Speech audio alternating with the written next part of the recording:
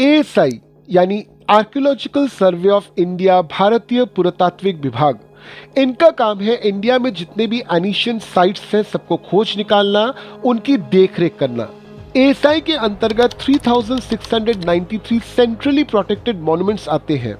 In the year 2023 ministry of culture ने parliament of India में दिसंबर के महीने में एक डॉक्यूमेंट पेश किया जिसमें उन्होंने ये क्लेम किया कि out of this 3693 centrally protected monuments अचानक से 50 मॉन्यूमेंट्स मिसिंग हैं। अगर मिसिंग मॉन्यूमेंट्स की हम लिस्ट देखें तो वहां पे हमको हरियाणा का कोस मीनार, दिल्ली की बाराखंबा सेमेट्री, अरुणाचल प्रदेश का कॉपर टेम्पल, उत्तर प्रदेश का गुन्नेरबुर की टॉम जैसे बहुत सारे मॉन्यूमेंट्स मिल जाएंगे। अब सवाल ये उठता है कि मॉन्यूमेंट एक बहुत बड़ी चीज होती है, ये तो कोई छोटी चीज है नहीं जिसको आपने कहीं पे रख दिया और भूल गए।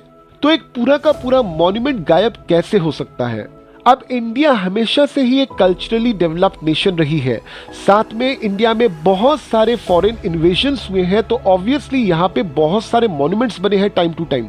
यानी कि हर एक मॉन्यूमेंट के साथ कुछ न कुछ बहुत इंपॉर्टेंट कहानी जुड़ी हुई है। मगर इस तरह से अगर मॉन्यूमेंट्स गायब हो जाते हैं तो सही में ये चौंकाने वाली बात है। दिल्ली के बाराखंबा सेमेट्री को ही देख लीजिए। कहा जाता है कि एक समय पर इस सिमेट्री में 12 पिलर्स थे जिन्होंने एक बहुत ही भारी रूफ को सपोर्ट किया हुआ था। आज जब आप वहां जाओगे तो आपको इस सिमेट्री का कोई भी अंश नहीं दिखेगा। इनफैक्ट कुछ सालों पहले मुंबई मिरर की एक टीम इस मॉन्यूमेंट को खोजने वहां पे जब पहुंची तो उनको बाराकंबा रोड के आसपास ऐसे कोई भी मॉन्यूमेंट्स के अवशेष नहीं मिले। अगर ये घटना दिल्ली जो नेशनल कैपिटल है वहां पे घट सकती है तो जस्ट इमेजिन हमारे पूरे देश में ऐसे कितने ही मॉन्यूमेंट्स हुए होंगे जो पूरी तरह से इस तरह से गायब हो चुके हैं। मगर घूम फिर के वही सवाल आता है कि आखिर एक मॉन्यूमेंट पूरा का पूरा गायब कैसे हो जाता है। आर्कियोलॉजिकल सर्वे ऑफ इंडिया की माने तो मॉन्यूमेंट्स के गायब होने के पीछे हाथ है अर्बनाइजेशन का। अर्बनाइजेशन मतलब शहरों का बनना, शहरों का फैलना। इंडिया में जब कोई शहर धीरे धीरे फैलना शुरू होता है तो वो बेहिसाब फैलता है, इल्लीगली फैलता है। तो ऑब्वियसली शहर फैलते फैलते इन मॉन्यूमेंट्स को धीरे धीरे अपने में समा लेता है और ये मॉन्यूमेंट्स गायब हो जाते हैं। तो वापस अब सवाल उठता है कि अगर मॉन्यूमेंट्स गायब हो जाते हैं तो उनको रोका क्यों नहीं जाता? तो अगर archaeological survey of India monuments गायब होने को रोकना चाहती है तो उनको चाहिए पैसा। मॉन्यूमेंट्स जो है वो टूरिज्म के मेन अट्रैक्शन होते हैं।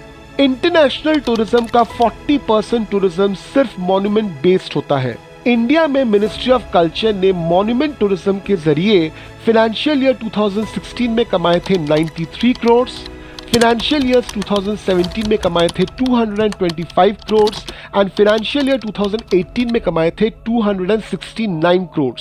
अब चले आते हैं आर्कियोलॉजिकल सर्वे ऑफ इंडिया के खर्चों के हिसाब पर। 2016 में आर्कियोलॉजिकल सर्वे ऑफ इंडिया ने टोटल 150% ऑफ इट्स इनकम को खर्च किए फॉर मेंटेनेंस ऑफ मॉन्यूमेंट्स। 2017 में ये बन जाता है 30%, 2018 में ये बन जाता है 50%। चूंकि ये खर्चे काफी ज्यादा है तो आर्कियोलॉजिकल सर्वे ऑफ इंडिया को इनकम का एक दूसरा सोर्स भी चाहिए। आर्कियोलॉजिकल सर्वे ऑफ इंडिया के इनकम का एक मेन सोर्स है टिकट्स। जो मॉन्यूमेंट्स बहुत ज्यादा फेमस है, आर्कियोलॉजिकल सर्वे ऑफ इंडिया ने उन मॉन्यूमेंट्स को देखने के लिए इंट्रोड्यूस कर दिया टिकट का सिस्टम। 3693 सेंट्रली प्रोटेक्टेड मॉन्यूमेंट्स में से 116 मॉन्यूमेंट्स पे टिकटिंग सिस्टम लागू है, यानी कि 97% of the monuments are completely free to visit. Taj Mahal का एग्जाम्पल ही देख लीजिए। ताजमहल के अंदर जो ग्रेव्स यानी कि मकबरे बने हुए हैं, उन मकबरों को देखने के लिए 2018 के दिसंबर में एक एडिशनल एंट्री फी ली गई ऑफ ₹200 और 2018 के अंत तक आते आते एएसआई ने टोटल 17 करोड़ कमाए इस एडिशनल एंट्री फी के वजह से। अब हमेशा सिर्फ टिकटिंग का पैसा बढ़ाकर आप ज्यादा टूरिस्ट भी नहीं ला सकते। एग्जाम्पल ले लीजिए उन मॉन्यूमेंट्स का जो मल्लापुरम एरिया में बेस्ड है, जो चेन्नई के पास है। इन मॉन्यूमेंट्स को देखने के लिए इन द फाइनेंशियल ईयर 2022 करीबन 1,06,000 फॉरेन टूरिस्ट ज्यादा आए थे in comparison to the iconic Taj Mahal. साथ में और एक चीज हमको याद रखनी पड़ेगी, एएसआई जो खर्चे कर रहा है वो उन मॉन्यूमेंट्स पे कर रहा है जो ऑलरेडी फेमस है, मगर उन मॉन्यूमेंट्स का क्या जो फेमस नहीं है। अब ये वो मॉन्यूमेंट्स हैं जिन पे एएसआई खर्चे चूंकि नहीं करता है, तो ऑब्वियसली इन मॉन्यूमेंट्स की हालत जो है दिन ब दिन खराब होती जाती है। जितने भी सेंट्रली प्रोटेक्टेड मॉन्यूमेंट्स हैं उनमें से सिर्फ 7% पे सिक्योरिटी पर्सनल्स तैनात हैं। तो ऑब्वियसली बाकी के 93% मॉन्यूमेंट्स में तरह तरह के वैंडलिज्म, तरह तरह का डिस्ट्रक्शन होता है, जिसके वजह से अल्टीमेटली इस हेरिटेज साइट को हम लूज कर देते हैं। And to the top of it, illegal encroachment of heritage site का प्रॉब्लम तो एक मेजर प्रॉब्लम है।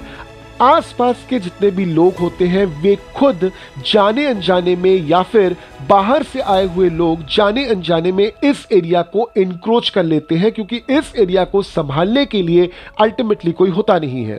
Article 49 of constitution of India clearly हमको ये बताता है कि मॉन्यूमेंट्स की देखरेख पूरी तरह से जिम्मेदारी है स्टेट की।